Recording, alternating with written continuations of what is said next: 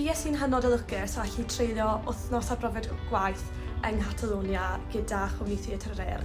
A tra ni yna, ni'n cydweithio ar brosiect am ieithoedd ddifrifol a hunaniaethau ddifrifol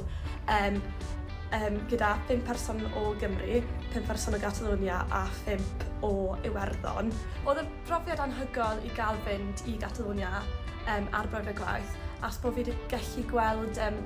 y Gatalaneg, y Wyddeuleg ar waith, a wedi gallu uniaethu gyda nhw a'i profiadau nhw fel rhywun o Gymru, gyda 5 arall o Gymru, a gallu trafod ein hunaniaethau ni, problemau sydd gallu'n gwynebu ni, fel bobl sy'n siarad Cymraeg, Catalaneg a'r Wyddeuleg, a hefyd yn gallu dysgu fwy am beth mae siarad iaith ddifrifol yn golygu i ni, ac wedyn gallu rhoi hynny ar waith mwyn creu perfformiad i ddangos i bobl yn Catalonia dros yr haf. Ges i gyfle i fynd ar gyfnod y brofiad gwaith gyda chwmni cynhyrchu teledu Ifanti yn Gaerdydd, a drwy hynny wedyn cael gweithio ar amryw o gynhyrchiadau megis Jonathan a Chani Gymru. Roedd yn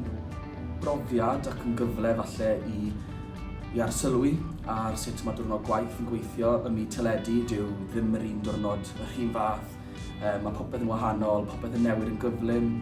a chi'n gorfod bod yn weddol hyblyg i hynny.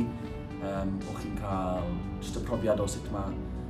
y gwahanol swyddi sy'n ymwneud â chynhyrchiadau teledu, felly sut mae cynhyrchwyr, ymchwilwyr, rhedwyr,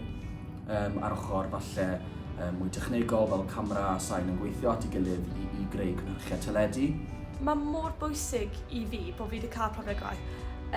achos bod e dangos i fi'r holl opsiynau sydd ar gael ar yng nghyfer i. Fi'n credu bod pobl yn aml yn meddwl felly wrth wneud gradd yn y Gymraeg bod chi'n gyfyng iawn eich opsiynau, ond yn y marn i mae yna gymaint o bethau ar gael wrth astudio'r Gymraeg, gymaint o opsiynau chi'n y dyfodol, as bod chi'n datblygu gymaint o sgiliau ieithyddol, sgiliau cyfathrebu, yr holl sgiliau hyn sy'n mor allweddol yn y byd gwaith, ac wrth fynd â brofiad gwaith, galles i brofi hynny a gweld bod y sgiliau fi wedi datblygu o astudio'r Gymraeg